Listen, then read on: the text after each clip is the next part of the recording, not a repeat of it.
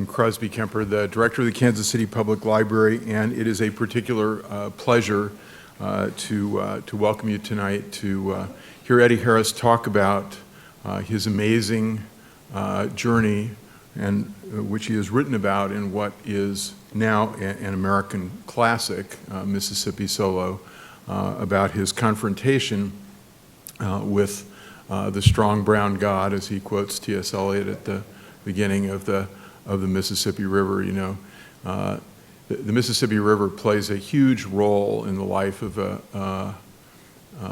American literature. You know, Langston Hughes's first great poem about the Mississippi, written as he's going across the Mississippi on a train from Chicago.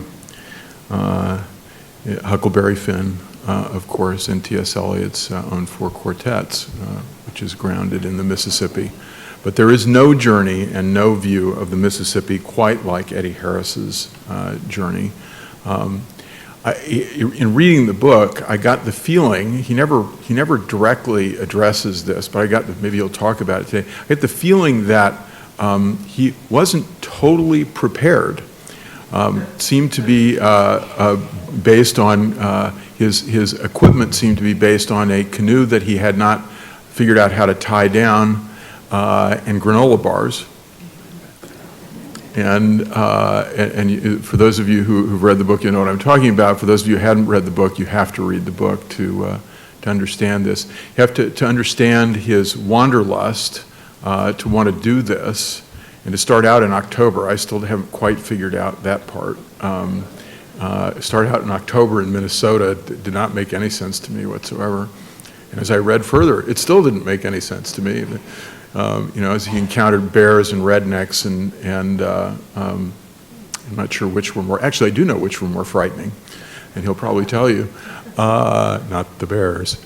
And the way he describes this, partly as a vacation, partly as an adventure, but I think the word that he uses that most aptly describes this journey is a pilgrimage. And it's a pilgrimage to, in essence, find America. It's partly about that. A pilgrimage to find his own soul. And through it all, it's told with this amazing energy. And amazing persistence in the face of the constant refrain. You know, I quote him, "Why the hell am I doing this?" Eddy Harris has lived in the great capitals of the world: Harlem, Paris, Indianapolis. I think.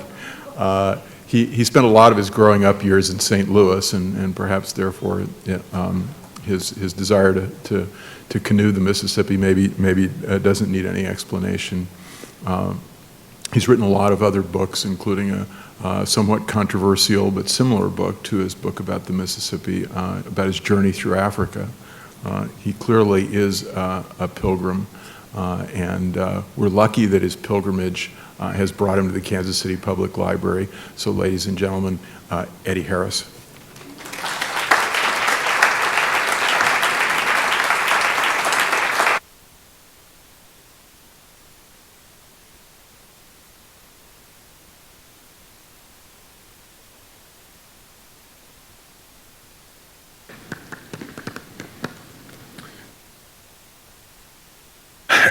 Hello. I don't usually get nervous, but tonight, for some reason, I am. And I think it's because I just discovered what a great writer I am. I never knew it before, but as we're waiting to come in, a couple of people came up to me and remarked about how wonderful I am. And my mother had always told me so. My older sister told me so. I have some friends who once in a while tell me so. But I don't know if I ever thought it so, quite the way I do tonight. The Mississippi River is my river. I have loved this body of water since I was a small boy. Growing up in St. Louis, if you can call what I did growing up, I was at the river almost every day as a small boy. My father worked downtown. We only had one car. My mother drove my father to work every day. And she, being seventh generation St. Louisan, and so proud of that fact, would stop by the river on the way to work, or on the way to drop my father off to work, and on the way back from dropping him off.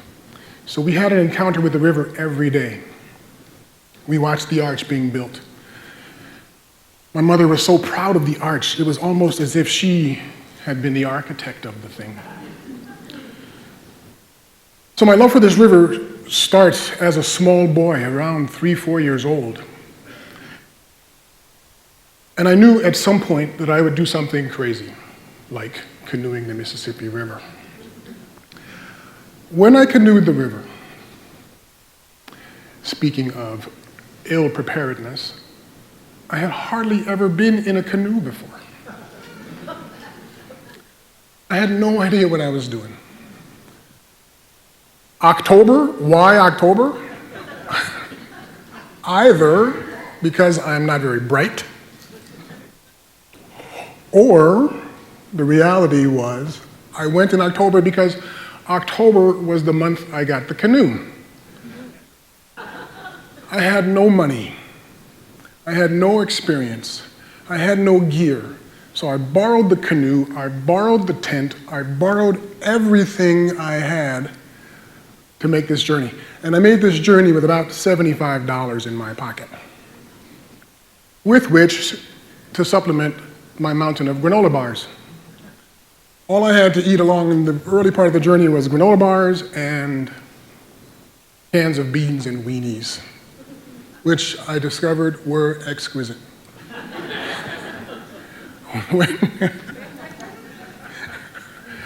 A hard day's work in a canoe, when you get out of that canoe at night and you build your little fire and you want to heat something up, you haven't got time to make cordon bleu. French cuisine is out of the question. A can of beans and weenies, oh my God, it was the best. My very first night, in fact, I stopped at a place called Coffee Pot. It was a marked out camping spot for idiots in canoes. I pulled in, I built my fire, I made these beans and weenies. I had a beard in those days, a really big bushy beard, and my beard was just covered with beans, bean juice, and weenies everywhere. I was starving at the end of that first day. And at the end of the first day, I was absolutely sure that was the end of the last day as well. But I continued on for some crazy reason, and I still don't know why. But something grabs hold of you when you're doing an adventure like this. Partly because everybody in the world you told this adventure to before you did it said, no, don't do it. You're insane. One friend told me that I should rather go over Niagara Falls in a barrel than canoe down the Mississippi. Another friend invited me to take a bus instead. So once you've started, you cannot stop. Because when you go back home, people will say, we told you so. So I canoed on until I got to St. Louis, at which point I was absolutely certain I was done. I figured half a trip was better than no trip. Half a trip was better than a whole trip, at the end of which I might be dead. But when I got to St. Louis, now everybody is patting me on the back and encouraging me to continue. So now I can't stop. I have to continue, and I did not die. And I wrote this magnificent book, which, at the time I wrote it, I did not know was so magnificent. But in 2004, it was chosen as the book of the Missouri Read More book. And what a lift. My mother, who had always thought I was brilliant, and my father, who thought I was less brilliant, what a lift it gave to my family to see finally something. My father, for all of my writing career, until the day he died, in fact, the day he died, he asked me this same question: when are you going to get a real job? And yet he was as proud as could be of me and what I had so far, up to that point, accomplished. Not the least of which was this journey down the Mississippi. And in fact, he and my mother came to pick me up at the end of the trip. And I had told them I would be calculating my rate of speed and the distance that I thought I could cover. I told them what day and what time I thought I would arrive in New Orleans. Unfortunately, it was a very windy day that last day. I did not make it when I thought I was going to make it. And he, my father, big tough guy who had lived through everything, apparently was just beating tattoos on the pavement from nervousness. He just could not stand himself, thinking, what happened to my son? And during his entire life, the entire time that I knew him, I had never seen any ounce of nervousness in him. But I heard from my mother that he was a nervous wreck waiting for me that last day. Because the wind was rough, the water was crazy, and I was 4 or 5 hours later than I had anticipated being. The entire family somehow got into this story, my brother included, who was one of the ones who said, don't do it. But when I got to St. Louis, he then invites himself to come along on my little adventure. What a nightmare. How can you say no, however, to your big brother? He had been there for me, well, when he got through beating me up. He was there for me the entire struggle of my early writing career, and before and since. So when he says, wow, this is so cool, even though he had said, wow, this is so stupid initially, wow, this is so cool, can I go with you? Now I'm into the solitariness of this trip, and being alone is a beautiful thing. One of the things I learned during the 2 months of this crazy journey was how to be alone. We don't spend a lot of time these days alone. Perhaps we don't spend enough time alone. And we don't get a chance to really know who we are because we're always bombarded with external stimuli. When you're alone in a canoe for 2 months, you learn a lot about who you are. Being alone was really important at a certain point. I got used to it, to the point where at the end of the journey, I did not want to stop. I wanted to, even though the last day was really the last day and I was kaput, I really didn't feel ready to come out of the river and be normal again. So halfway through, when my brother says, can I come with you? I'm in this I want to be alone mode. And yet I can't say no to this crazy invitation. So I said, okay. So we got my brother a life jacket, put him into the front of the canoe, and we paddled one night. We drove a little bit far outside of St. Louis to find a place to put in and spend the night in a tent. Well, I spent the night in the tent. He spent the night on a park bench, nervous as could be, swatting mosquitoes all night, clutching a knife in his hand, and certain that vampire bats were coming to eat him. When we finally got in the river the next morning, he was nervous.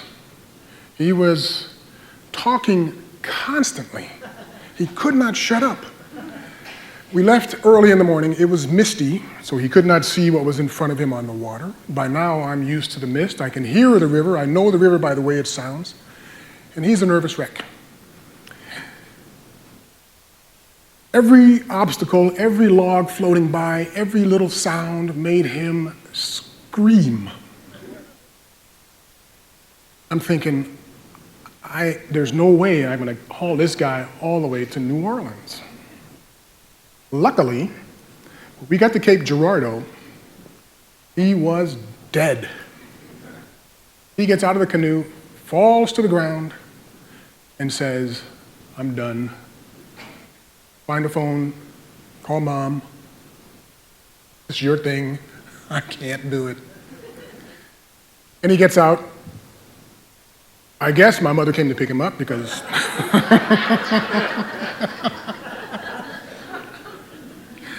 I get back in my canoe and I continue on, and life is really cool. Because now I'm alone again. I'm back on my river, enjoying myself and my solitude and learning more and more about myself. There are two things you learn when you're alone for that kind of time. One, do you or do you not like yourself? And I discovered that I really like myself. It was fun being alone with me for that much time. The other is, what is this thing inside your gut that gives you the fortitude to continue on a journey like this or any other kind of adventure? I'm going to back up a little bit and tell you why I took this trip. It wasn't so much, well, it certainly was not that I was an adventure canoeer, because I'd never canoed before.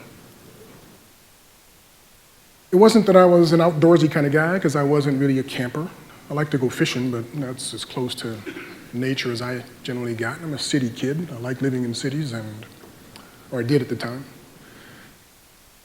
It was, in fact, because I had hit a point in my life, in my writing career, where you couldn't get any lower. I graduated from college, from university in 1977. I got a job, as people do when they get out of school. I went back to St. Louis. I got this really good job, a very well-paying job with a prestigious company called IBM,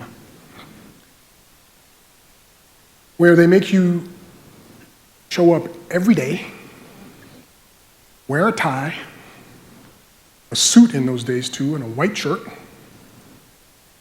and stay all day long until 5 o'clock. 3 weeks of that kind of torture, I quit. I said, thank you, Stanley, my supervisor, I gotta go. So I left and I decided to be a writer.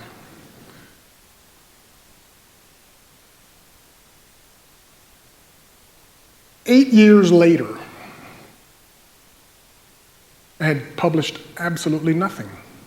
I had written for the Globe Democrat, the old newspaper, one of the old newspapers in St. Louis.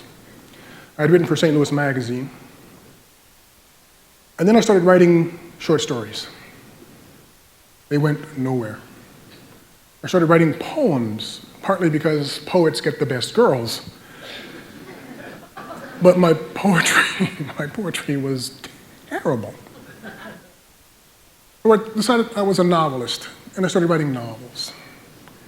The novels went nowhere. So at this low point, I'm thinking suicide.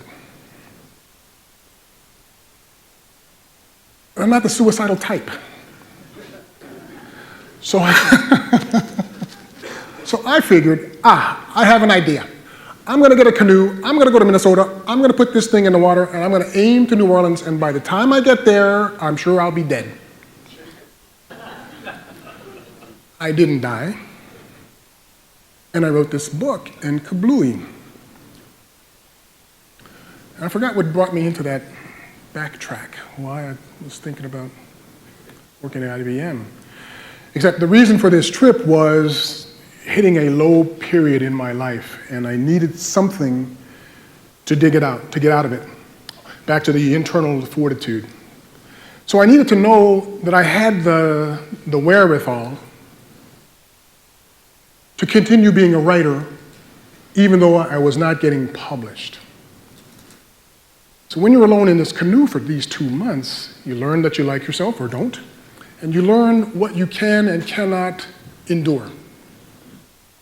Canoeing the river is not the hardest thing in the world. There are tougher things physically, there are tougher things mentally, there are tougher things technically.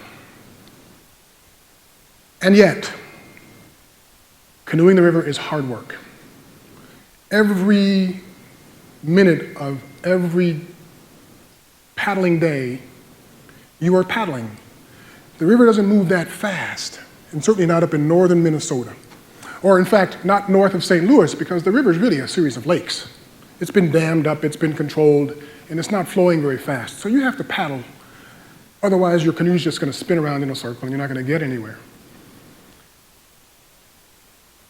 Leaving in October may sound idiotic, but it turned out to be the absolute perfect time to go, because it's cold in Minnesota in October. And yet,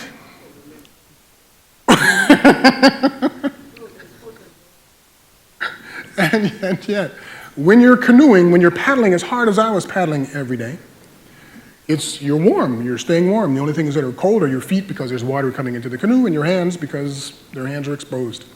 But the rest of you is pretty warm. So it's hard work. October was perfect because hard work, staying warm, no mosquitoes. And once I got out of Minnesota, then I stayed in this little pocket of nice weather.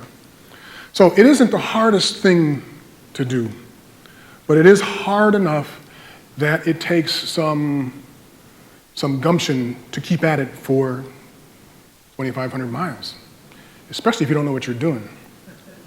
So at the end of these 2 months, not only do I know that I like myself, I know that I'm no longer suicidal, I also know that I have what it takes to continue this writing career for the next 8 years, even if I don't get published. Luckily, however, I wrote this book, and the book gets published, and everything changed. But it is a magnificent, it was and probably still is a magnificent thing to do. I'm going to read you one little passage, just one paragraph. If you don't mind, and even if you do,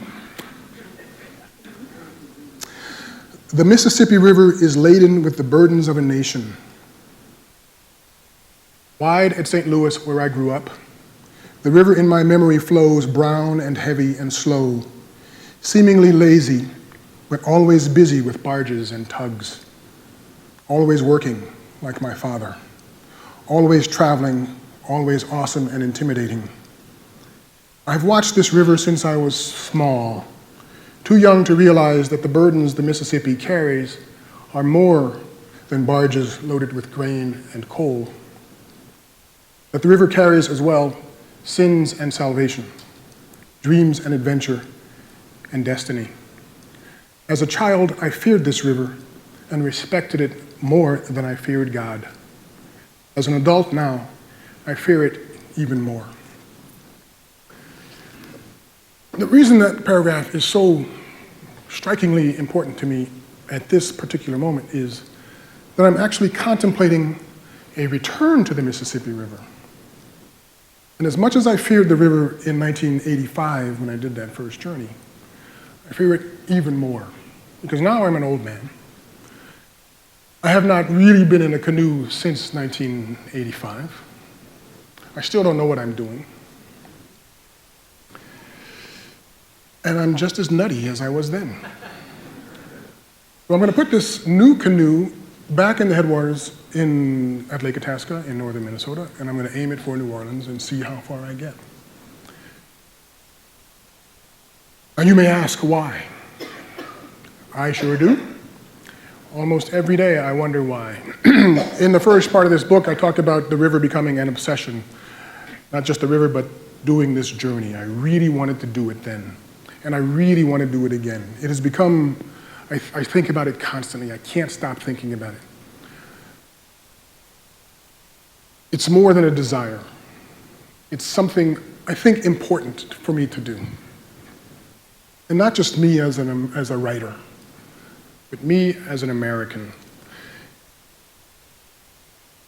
This country is messed up in a lot of ways. There are things we need to fix, and a lot of those things revolve around questions of race. And yet, for all the problems we have in this country,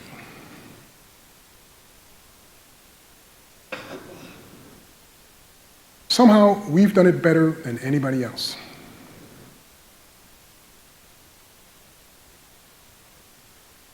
What's happening in Ukraine right now is evidence that in a lot of places, maybe even in most places, people who are different can't live together. Want to find a way to separate themselves and be with us, whoever the us is. And we want they to be someplace else. We, with our crazy history of slavery and segregation and all the muck that we've lived through, whether you like the guy or don't like the guy, we have a black man in the White House.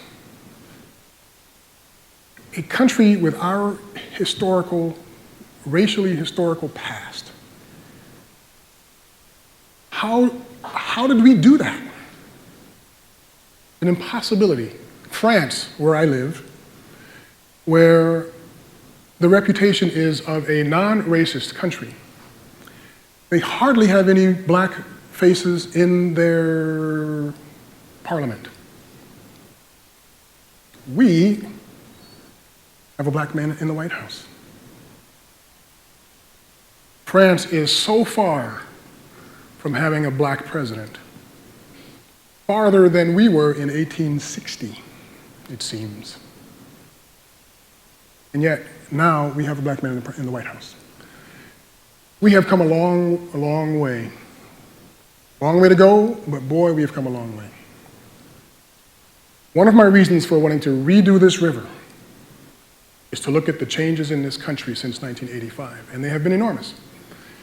If you think about the possibility of putting a black man in the White House in 1985, nobody would have taken you seriously. 20 years out, 30 years out, 40 years out, no way, no how. Yet in those 30 years, we managed to do it.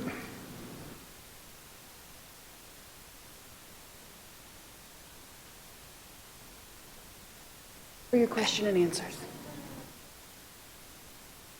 They were coming to throw me out. In those 30 years, we've managed to do this great thing, this wonderful thing that shows how we are progressing. When I tell people that I'm going to canoe the river and talk about change, the first thing that comes to mind is, yeah, the river has changed. The river is a different river than you saw in 1985. Physically, that is absolutely true. There was a big flood in 1993. There was another flood. The river floods all the time. The river changes all the stinking time. The river is responsible for in great measure, for who we are as a people. The river, the big flood of 1927, is largely responsible for the Great Migration, or a big part of the second half of the Great Migration, sending black people from Mississippi up to the north. The river is responsible for a lot of who we are. So why not look at the river as an element, as a focal point of change? When I first went down the river, if you read this book, if you've read this book, if you close your eyes and read this book, you will hardly know that a black person wrote that book. There are very few references to race in that book. There's one incident in Wisconsin where some guy says something off color, and I respond to it. My uncle Robert, before I took the trip, said, "You're going from Minnesota where there are no black people to the South where they still don't like us much." Other than that, there is hardly a reference to race in that book. It is just a man and his canoe and his river. And yet, as you're reading it, you cannot help, if you look at the picture on the back, you see this, I think there's a picture of me on the back. Nope. What there was on the hardback version, if you look at the picture on the back, you see that there is a black guy in his canoe. And you cannot help but wonder what the reaction is as he's going along. And the reaction, frankly, was pretty marvelous. Except for the guy in Wisconsin, except for a couple of guys in Arkansas, Mississippi, somewhere, who came into my camp one night and threatened me for whatever reason, and their threats were not specifically racial, just threatening. So apart from certain little things, there was no talk about race in that book. There was no mention of race in that journey. I wasn't canoeing this river as a black person. I was canoeing this river as Eddy Harris, low point in his life, needing something to shake that life up. In 2014, when I redo this river, race will likely be uppermost in my mind. If for no other reason than documenting the changes in our racial, political landscape. Keeping in mind that the river is who we are.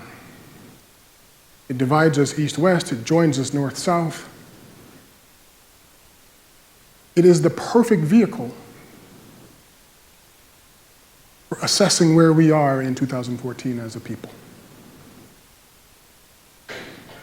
And underscoring how wonderful, in a way, this country is in what we have overcome to get us to where we are today. That first journey was just magnificent. It changed my life. It changed the way I look at the country. It changed the way I look at myself. I'm expecting no less from this second journey.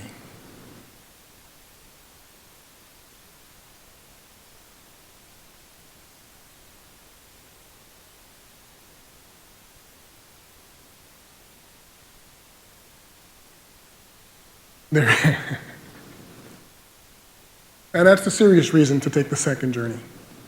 The less serious reason for a second journey is that now that I look in the mirror every day and I see this old fat guy staring back at me. I'm thinking the Eddy Harris weight loss plan should kick in about now.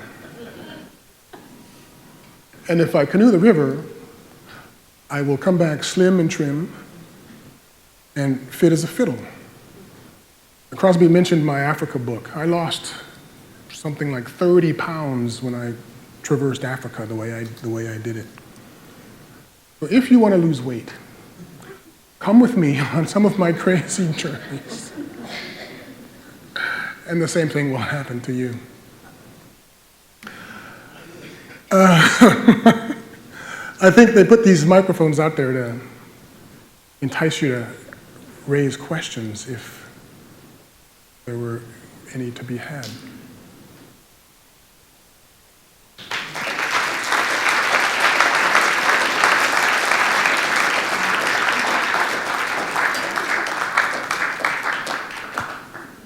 I'm an authority on fat old men, incidentally. This one, I loved your book. I had one question, though, that bothered me. You fell flat on your face and you broke your lower incisor.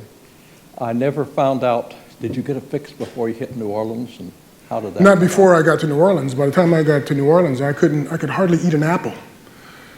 But I waited until I got back to St. Louis to see my regular dentist, and he filed it, or whatever dentists do, and it's perfectly fine now.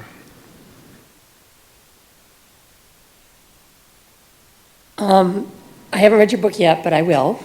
I'm from Minnesota, and I too grew up 4 blocks from the Mississippi in Minneapolis.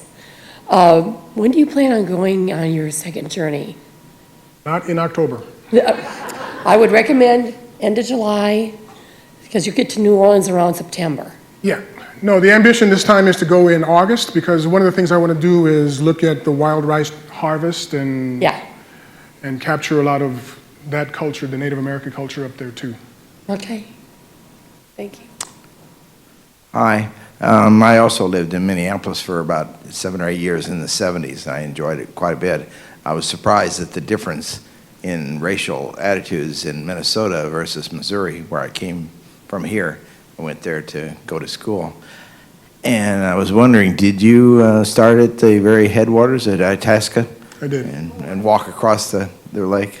That was pretty amazing, right? Yeah, I really enjoyed Minnesota, and I even enjoyed some of the racial mixture that went on up there. There were black people there in the 70s. They may not have been as many as there maybe are now, but they were. And after all, that's where Prince got his start, right? Well, another thing that we often, I guess, those of us who live near these big rivers forget, or maybe don't even know, is that once you get away from town, once you get away from the industrial parts of these big rivers, they're wild, they're natural, they're beautiful. And up in Minnesota, the Mississippi is just gorgeous. And the landscape around it is as well, and it's just a beautiful, beautiful thing. And it's nothing like the Mississippi I grew up with in St. Louis. In St. Louis, it's really industrial. You get warnings all the time. It's dirty, don't fall in, watch out for the whirlpools. But when you finally get to Lake Itasca and you see just how small it is when it starts, how shallow, in fact, because getting that canoe going in the very beginning, I put my hefty self in there and scraping the entire first few dozens of yards just to get enough water to be able to continue. But it's absolutely gorgeous up there. And in the book, I describe that part of Minnesota as some of the most beautiful country I've ever seen.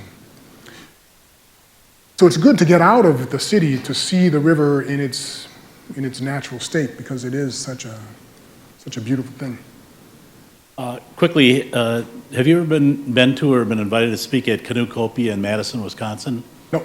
Which is like I call it the auto show for water canoes. Anyway, okay, because people that have done these kind of epic journeys are spokespersons there, you would fit in real well. Well, anyway, I read your book when it came out, and I apparently gave it away or something. I can't find it anywhere. But There's I've a read bunch your out there. I know, it's out here now. I'll have to get another one. But I have another one of your books with me. But anyway, what I was going to say is, doing this second journey, it's how are you going to compensate or think about or deal with the fact that now you may even be met at the city limits by the Chamber of Commerce? Are you going to try to keep it surreptitious so your journey is not sullied by the fact that you wrote this book and many people have written, it's just a different journey than the one you took? It's absolutely a different journey, and partly because people know about it. Right. But not so many people that Eddy Harris is a household name. I'm walking down the street and people jump on me and say, "Where's your canoe, bud?" But I'm also doing it not only as a writing exercise, but as a possible documentary film. Ah. So I won't be alone this time. I really want to document what's happening in this country, what's changing, what the country is now looking like. So anonymity and surreptitiousness are not part of this program. But even if I were doing it in that way, I don't think there's a big risk. No secret hunting for a camping site this time? No. Okay. Well, thank you. I'm looking forward to it. Eddie, are you going to be able to, you're taking a film crew along with you, that's going to be kind of expensive, so I guess you're going to be raising money along the way, or before you go, but... There's a big basket outside for anybody with a checkbook. Oh, good. Are you going to, be able to take people along with you, and like blogging or putting out podcasts or anything like that? I know in the Missouri River, people are petrified of the river for the most part, but yet in some parts of the river, they use it like a big floating lake. And I think the Mississippi is probably the same way. And I think to dispel some of the myths that scare people away from this huge natural resource that we have flowing right through the middle of our state and through the middle of the United States, I think it'd be interesting if you somehow could take people along with you with all this internet stuff we've got that we can do, and so easily you just have a phone and type something out and send it out on the internet, and people can keep updated about your trip and what's going on and what those conditions are like. Clearly, he did not see the brochure announcing this evening. I didn't. And the old man part. Old man, technology don't go together. Now here, just done. I'm probably older than you are. No excuse. So I'll have this camera crew with me, of course. But as far as being plugged in to daily technical life, there may be somebody as part of my crew who will do some blogging sort of thing. But partly, even though I'm taking a camera crew, even though I'm looking to document lots of stuff, a huge portion of this new journey is in as much as possible to be alone. It is still Eddy Harris alone in his canoe, just with this peripheral bunch of people looking at what Eddy Harris in his canoe is doing, and trying to capture the landscape physically, but also the landscape humanly, as humanly as possible, talking to other people, which will involve me at some point encountering people and having those things filmed, not quite as interviews, but as some sort of encounter. And yet, the most of the time, I will not be on camera. I will be in my canoe doing my solo canoe journey. So it's not quite a modern technological Google Glasses kind of adventure. I want it to be as pure as can be done with a camera crew in tow. Let me say, first of all, I really envy you. I've done some multi-day canoeing, but never been able to do more than 7 or 8 days, and just had the little bit of feeling of the aloneness you talk about. So I really do envy it. But I'm also just very curious logistically. Did you camp all the way? Did every once in a while you say, hey, I got to go get a shower, I got to go do this, or just...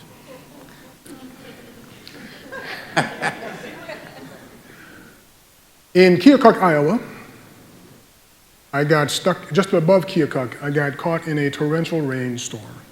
Everything was just soaking wet. So when I got to Keokuk, I got a hotel room. I think I probably took a shower. And I pitched my tent in this hotel room. I didn't sleep in it, I'll admit. I didn't sleep in the tent pitched in my hotel room, but I let it dry out. And that's why I pitched the tent.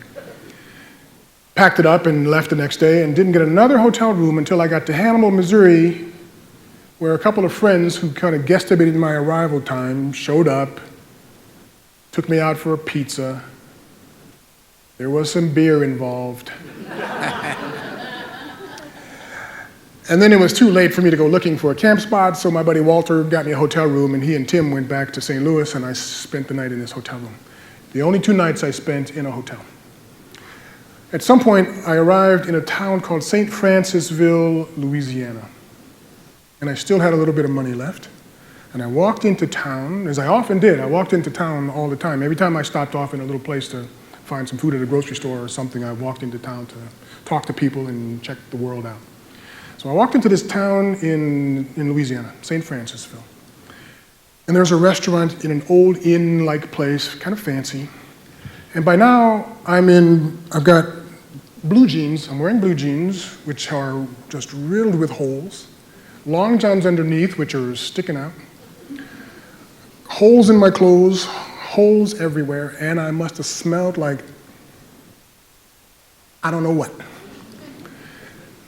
And I walked into this inn, into this restaurant, because I wanted a decent meal, and for some strange reason, they gave me a table, let me in, and held their noses and served me food. Otherwise, every night was camping. Every night was building a fire. Every night was just me.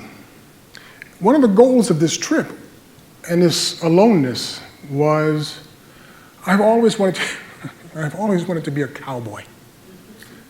So this was my adventure into the 19th century. Eddy Harris, alone in his canoe, living like Doc Holliday, camping out, cooking his lunch or dinner or everything else, and really trying to be self-sufficient. In as much as you can be self-sufficient in the modern world, you still go to the grocery store and you buy your stuff, but you bring it back and you cook it yourself. And in fact, I had a little pistol with me. And when I first started this journey, I thought I'm going to shoot rabbits and squirrels and catch fish the entire way. And I'm really going to be, crazy horse out here living off the land. Didn't quite work out that way. I didn't shoot a single thing. I gave up fishing early because it takes too much time and I'm not good at it. But other than that, it was me and my campfire. Great trip and great book. I'm interested, having been on a river myself, this learning curve that you had, not having ever been in a canoe before or having much experience. And then if you can speak to that learning curve with relation to the journey that you're going on. Because it seems to me in both times you're doing things that you have never really done before.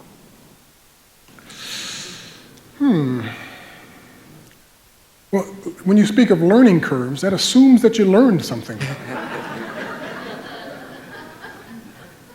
I'm not sure I did. I read this paragraph in order to underscore the fear element that was in the first journey, but that's also in this second journey. There is on the internet someplace, there is a little clip of what my team and I are trying to accomplish with this documentary. And I was up in Wisconsin with my #1 camera guy, and we decided to go out and just shoot some scenes. He takes his camera, and an assistant gets in a motorized boat and goes across the Mississippi. And up there in Wisconsin, the Mississippi is 64.5 miles wide. Exaggeration, it's late. And he says, meet me across the way. Get in the canoe and you paddle over and meet me across the way. I get in that canoe, and I've canoed this river now, 2,500 miles worth of Mississippi River. There should be no fear in just paddling across this thing. I am petrified. If Neil had not gotten in that boat and gone across the river, I do not think I would have been capable of getting in and following him. I was that scared. But since he was already there and waiting for me, I had no choice. Once I got in the canoe, paddled out just a little bit, it felt like I had been in a canoe constantly for the past 30 years. It was so easy and effortless. And Neil, who is an expert canoeist and nature photographer dude, in the filming of what we were doing that day, he said, you looked like you had not gotten out of that canoe at all, like you've been canoeing every day for the past 30 years. It's just something that then gets into your muscle memory and it becomes part of you. And I'm sure when I start out again, I will be afraid. I'm sure I will feel like I don't know what I'm doing, because effectively I really don't. And yet it will come to me naturally, and I will skim along as if I'm a pro. My question is related to your writing process. Oh no. I've just purchased your book, so I don't know the details of how you went through that. Were you writing nightly, or was it after the fact, or how did you capture and then get it done? That's maybe the hard part, partly because, as I said, the reason I did this journey was really personal. It was not, writing a book was not part of my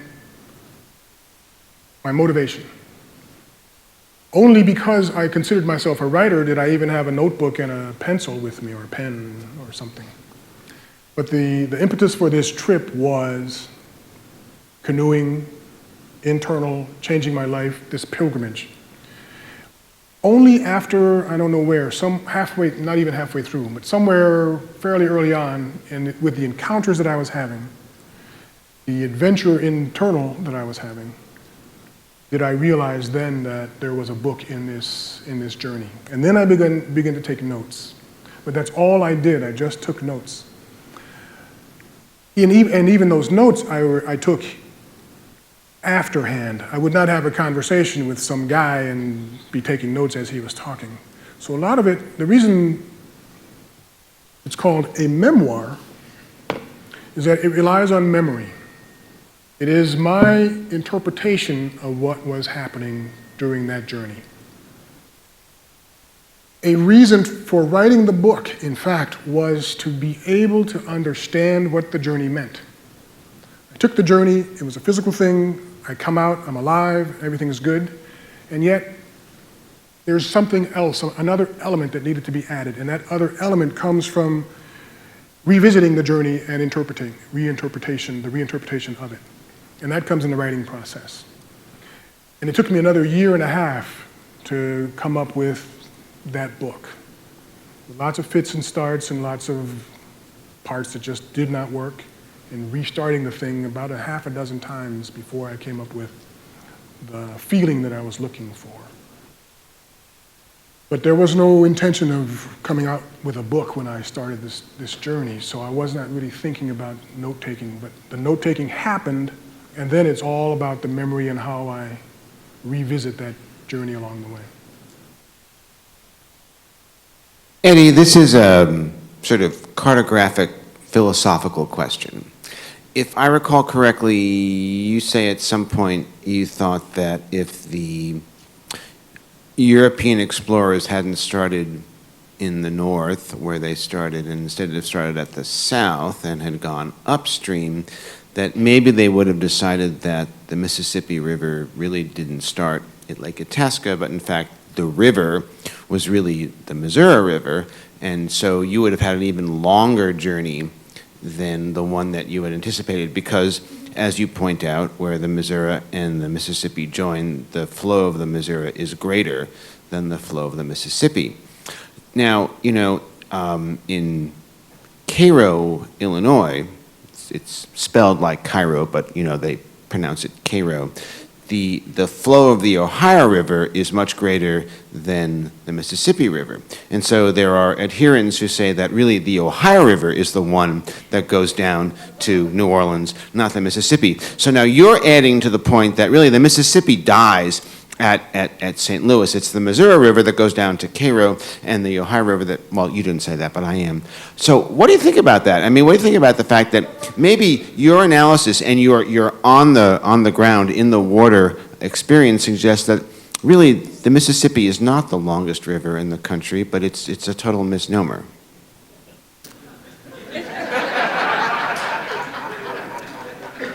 First of all, let me completely discount the Ohio River because I'm from Missouri. The Ohio doesn't even enter the picture. However, when DeSoto and his crew showed up in what is now the Memphis, Tennessee area, they weren't looking at the river at all. To them, it was just a barrier to cross, and they crossed the river and they just wanted to keep going onward to Texas. So they hardly saw the river. They just saw a big body of water to get across. It wasn't until the French showed up at the junction of the Wisconsin River and the Mississippi that exploration of the upper river down toward New Orleans takes place, which is why, in fact, I live in France. I do homage to these French guys every day because I could not, the Mississippi as it is was way too long a journey. To do the Missouri into the Mississippi and down, I couldn't have taken it. But that is the river. Geologically speaking, the river is the Missouri, Mississippi, and if you talk to people about, people who know more than we do, they call it the Missouri, Mississippi, because that is the natural way the river flows. Well, I'll remain an Ohio adherent, but we'll leave that for another time. Crosby? So I have another source question. Another source question, Eddie, which is about your literary sources. Your epigraph in the book is from T.S. Eliot, also from St. Louis. Also from St. Louis, Missouri. I think you mentioned Mark Twain in passing. I'm forgetting that, but also from Missouri. And as I mentioned at the beginning, there's one of the great American poems is The Negro Speaks of Rivers, the Langston Hughes also poem. From... Well, Lawrence, he spent his weekends in Kansas City. Let's just put, growing up, his mother lived in Kansas City with a dentist, and he spent his weekends in Kansas City, so we claim him. But in the book, you frequently mention you channel Hemingway, who wasn't from Missouri, but who, of course, got his writing start at the Kansas City Star. So is there one particular source, a literary source for this? I mean, you talk about the personal sources, but is there a literary source for this book? No. In your journey? No. Okay, well, No. that's good. But just speaking of Hemingway, I don't know if you've read, it's an obscure story in which he bemoans the fact that he did not grow up in St. Louis. His first 3 wives were from St. Louis. And now you know why. You can win bar bets, particularly in Minnesota. No. Yeah, I'm not sure I had a literary influence in this book or in any other book that I've written or books that I will write. I read a lot. I still read a lot. I'm reading, again, Life on the Mississippi right now. So these things, you can't get away from them. When you're a reader, you read books and it influences your everything. But I didn't set out to write something that, in imitation of anybody else. Well, I think we can all agree that Eddy Harris and his book, Mississippi Solo, will influence people for a long time to come. Eddy, thank you very much.